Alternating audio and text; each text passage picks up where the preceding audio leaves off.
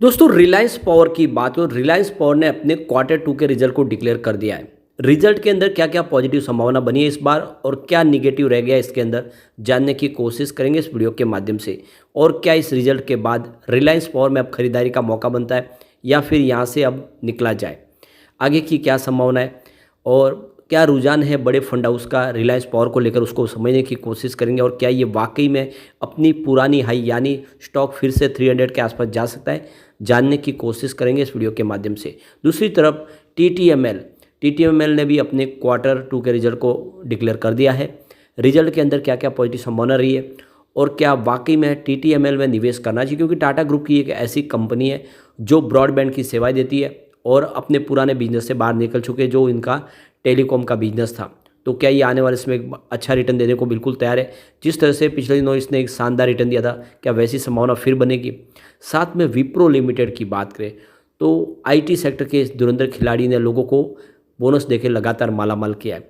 अब यहाँ पे देखें तो कि कंपनी ने जो बायबैक के माध्यम से जो शेयर खरीदे उससे भी कम प्राइस में स्टॉक इस समय मिल रहा है। तो क्या इन्वेस्टमेंट करना चाहिए। एक और कंपनी को डिस्कस करेंगे जो बहुत ही शानदार बोनस देने जा रही है। लेकिन फ्रेंड उससे पहले अगर आप पहली बार हमारे चैनल पे आए तो चैनल को सब्सक्राइब कर दीजिए, एक बेल आइकॉन दबा दीजिए ताकि जब भी नया वीडियो बने पहला नोटिफिकेशन आपको मिले। वीडियो पसंद आए तो लाइक शेयर जरूर कीजिए। चलो फ्रेंड्स वीडियो स्टार्ट करते हैं। मैं हूँ आपका दोस्त SB दवे और हमारे अपने चैनल ऑनलाइन कमाई में आपका बहुत बहुत स्वागत है।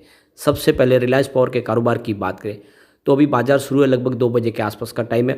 स्टॉक इस समय 17.40 के आसपास है, जहाँ पे 1.75% की तेजी है। तो रिजल्ट के बाद यहाँ पे एक तरह से स्टॉक के अंदर खरीदारी बढ़ी है। बाजार में गिरावट का माहौल है, उसके बावजूद भी लोग यहाँ पे खरीदारी कर रहे हैं। तो रिजल्ट इस बार ठीक रहा है, आप देख ही सकते हो। यहाँ पे रिजल्ट के अंदर काफ़ी पॉजिटिव संभावना बनी है, जिसमें हम देख सकते हैं। सबसे पहले सेल्स की बात करें तो इस बार 2052 करोड़ का कंपनी का टोटल सेल्स रहा है।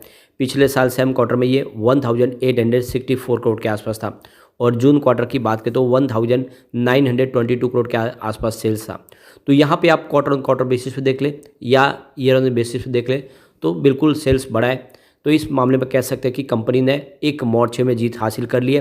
कंपनी का बिजनेस लगातार बढ़ रहा है, सेल्स इस बार काफ़ी उत्साहवर्धक है। इस बार टोटल खर्च कंपनी का 1320 करोड़ के आसपास रहा है और देख सकते हो पिछले साल सेम क्वार्टर में 1296 करोड़ के आसपास था।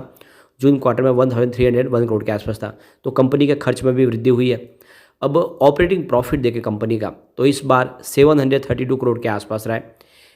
पिछले क्वार्टर में यानी क्वार्टर वन में ये 621 करोड़ के आसपास था और पिछले साल सेम क्वार्टर में 568 करोड़ के आसपास था। तो यहाँ पे आप क्वार्टर ऑन क्वार्टर बेसिस पे देख ले या ईयर ऑन बेसिस पे देख ले तो बिल्कुल यहाँ पे ऑपरेटिंग प्रॉफिट बढ़ा है। इसका मतलब यह है कि बिल्कुल पटरी पे है कारोबार। अब कंपनी की अदर इनकम की बात करें, पिछले साल सेम क्वार्टर में देखें तो 73 करोड़ के आसपास थी। इस बार 117 करोड़ की अदर इनकम मिली है कंपनी को। पिछले क्वार्टर में 37 करोड़ के आसपास थी। तो इस बार कंपनी को अदर इनकम भी कुछ मिली है। लेकिन ये देख सकते हो कि अदर इनकम जो है मार्च क्वार्टर में इनको 1170 करोड़ की थी और इसी वजह से वहाँ पे प्रॉफिट दिखाई दिया था हमें रिजल्ट के अंदर। बाकी ओवरऑल कंपनी फिलहाल लॉस में ही है। तो नेट प्रॉफिट आफ्टर टैक्स की बात करें तो इस बार 238 करोड़ का कंपनी को लॉस हुआ है। वैसे पिछले क्वार्टर वन में ये 296 करोड़ का लॉस था और पिछले साल सेम क्वार्टर में 313 करोड़ का लॉस था।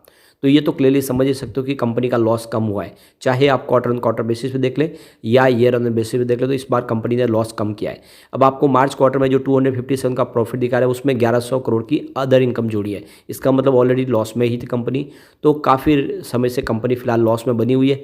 लेकिन बेहतर ये हुआ है कि इस बार लॉस कम हुआ है। इसका मतलब रिजल्ट अच्छा है और इसका पॉजिटिव इफेक्ट भी देखने को मिल रहा है। इसी वजह से यहाँ पे इस लेवल पे खरीदारी भी हो रही है। अब अगर हम इसके शेयर होल्डिंग पैटर्न को भी देखें तो देख सकते हो कि प्रमोटर की होल्डिंग 24.50% के आसपास है। जून के मुकाबले ये जो कम हुई है क्योंकि जून में 24.99% थी। तो इन्होंने ऑथम इन्वेस्टमेंट फंड को शेयर जारी किए। FI ने यहाँ पे अपनी इन्वेस्टमेंट को बढ़ाया। 7.34% की होल्डिंग थी जून में जो 7.66% हो चुकी है। DI की होल्डिंग भी बढ़ी है। 3.17% की होल्डिंग थी जून में, फिलहाल 5.16% हो चुकी है। गवर्नमेंट की 0.01% की होल्डिंग जो लगातार बनी हुई है।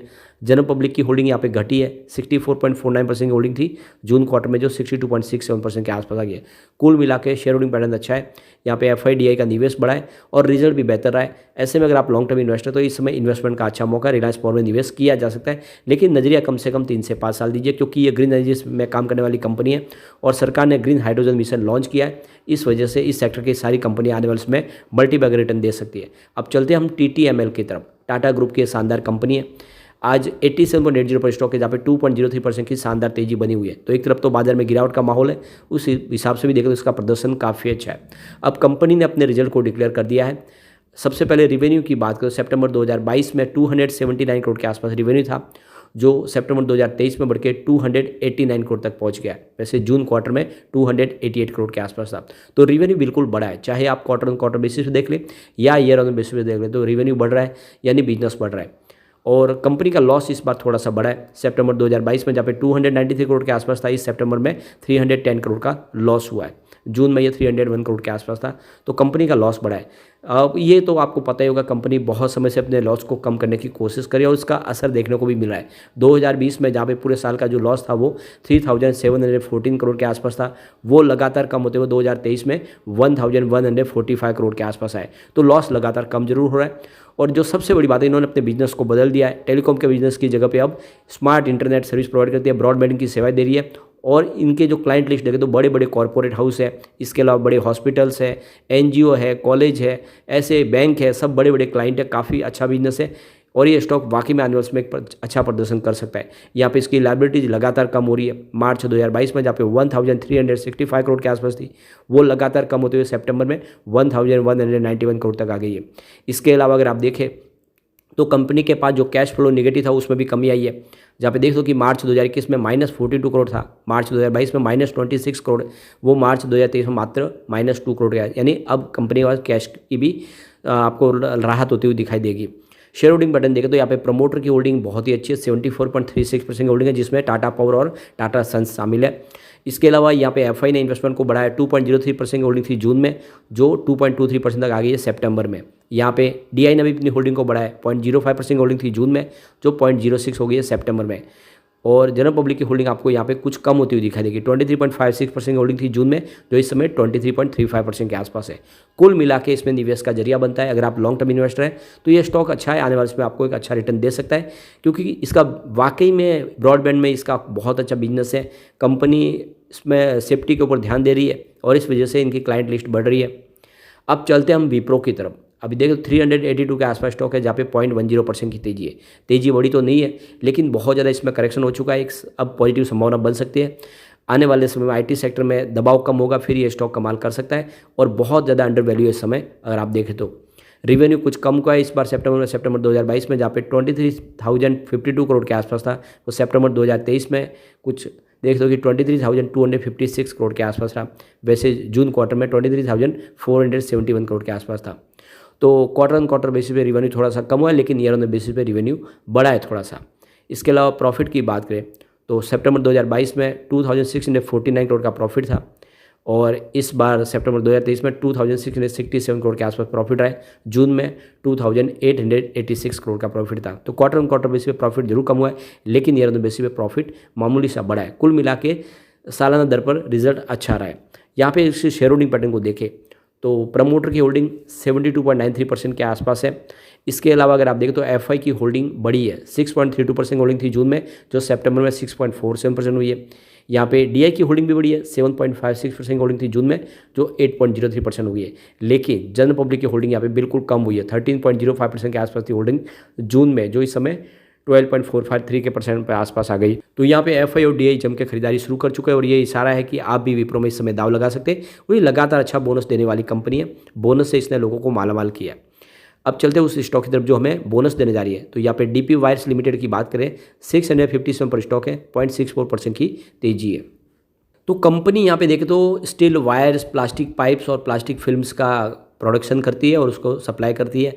बहुत सारी इंडस्ट्रीज़ के लिए प्रोडक्ट बनाती है, जिसमें आप देखें तो स्टील इंडस्ट्रीज हो या फिर आप देखें तो ऑयल और gas power industry, environmental, civil engineering में, ऑटोमोबाइल इंडस्ट्रीज में इनके प्रोडक्ट की काफ़ी अच्छी डिमांड है और काफ़ी अच्छा बिजनेस है। कंपनी का 0.80 मेगावाट का एक पावर प्रोजेक्ट भी है।